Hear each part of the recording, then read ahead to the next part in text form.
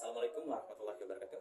Baik, di sini saya akan membuat video yaitu penjelasan mengenai sifat dan ciri hakiki bahasa. Hakikat bahasa secara sekilas terkesan biasa saja. Namun, jika kita lihat secara spesifik, bahasa memiliki nilai sentimental dan paling mendasar. Hakikat bahasa itu sendiri sebagai jembatan memahami dan mempelajari berbagai cabang ilmu pengetahuan yang terbentang luas di alam semesta ini. Ya, memang banyak sekali. Bisa kita bayangkan akan seperti apa jika kita tidak mengenal bahasa. Tentu saja kita tidak tahu ilmu pengetahuan yang luar biasa banyaknya. Kita pun juga tidak akan bisa memahami perasaan orang lain, tidak bisa mengutarakan pikiran, dan tidak ada inovasi atau penemuan baru sebab dari ketidakpengetahuan bahasa itu. Oke, setidaknya dari sini kita bisa menyadari bahwasanya hakikat bahasa sangat penting, karena hakikat bahasa itu sendiri sebagai dasar atau landasan untuk memahami apa yang ada di muka bumi ini. Baik, kita akan masuk ke sifat bahasa. Setelah merujuk berdasarkan sifatnya, hakikat bahasa memiliki beberapa ciri. Di antaranya sebagai yang pertama tuh bahasa sebagai sistem.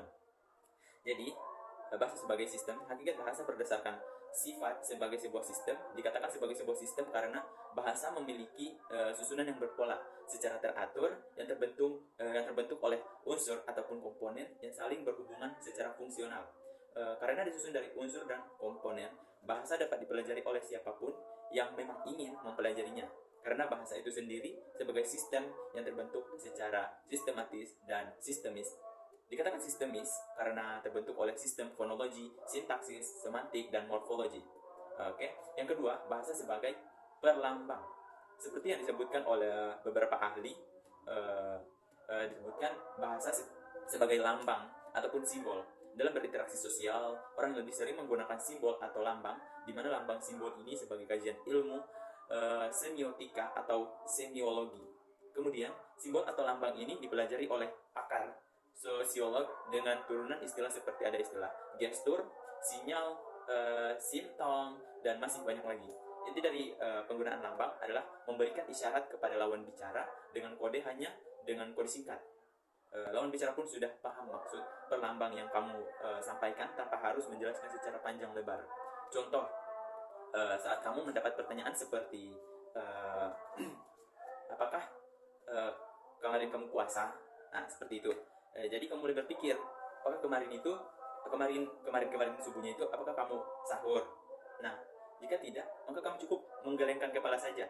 Lawan bicaramu sudah tahu bahwa kamu tidak berpuasa. Oke, kita masuk ke 3, bahasa sebagai makna.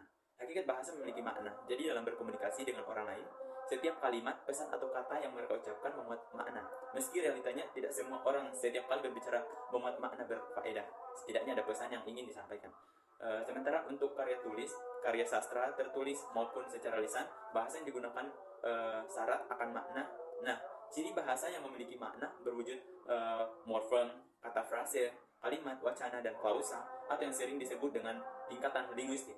Nah, oke, baik, kita akan masuk ke bahasa bersifat konvensional. Bahasa konvensional memiliki ciri mematuhi penggunaan bahasa perlambang yang sudah ada. Jika menggunakan lambang yang berbeda, maka akan mempengaruhi makna yang terjadi hambatan dalam berkomunikasi. Contoh, misalnya konsep bahasa konvensional tentang kejujuran, keadilan, dan tolong-menolong. Jika diubah dengan lambang lain akan terkesan aneh, bukan? Dan jika terjadi pelanggaran asas konsep tersebut, maka dapat menimbulkan kekacauan komunikasi. Oke, baik. Lanjut ke di nomor 5, bahasa itu sebagai sistem bunyi. Hakikat bahasa pada bunyi tidak sembarang bunyi. Jadi bunyi yang dimaksud adalah bunyi yang diucapkan dari alat ucap manusia berupa fon dan fonem. Setidaknya dari fon dan fonem yang diucapkan ditangkap oleh gendang telinga dan diantarkan ke pusat saraf untuk diproses menjadi perlambang bahasa dalam bentuk bunyi. Oke. Lanjut ke nomor 6, bahasa itu bersifat arbitrer. Arbitrer kan? Sementara yang disebut dengan arbitrer adalah bunyi yang ditimbulkan secara acak, bisa berbentuk sembarang bunyi atau simbol. Misalnya nama hewan kuda di Jawa tidak disebut sebagai kuda, tetapi disebut sebagai jaran. Dalam bahasa Belanda disebut dengan paard, dan dalam bahasa Inggris disebut horse. Secara hakikat makna menunjuk pada satu jenis hewan yang sama, namun dari segi simbol berbeda-beda, kalimat berbeda. Masuk nomor 7, bahasa bersifat produktif.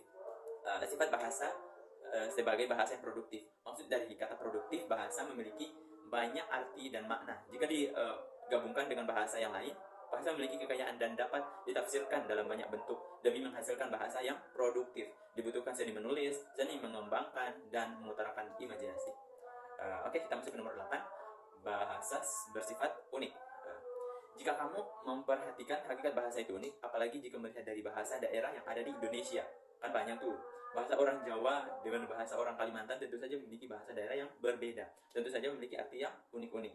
Oke, masuk ke nomor 9. Bahasa bersifat universal. Selain unik, hakikat bahasa bersifat universal. Jadi bahasa yang bersifat universal itu bahasa ibu yang dapat dipahami oleh daerah lain.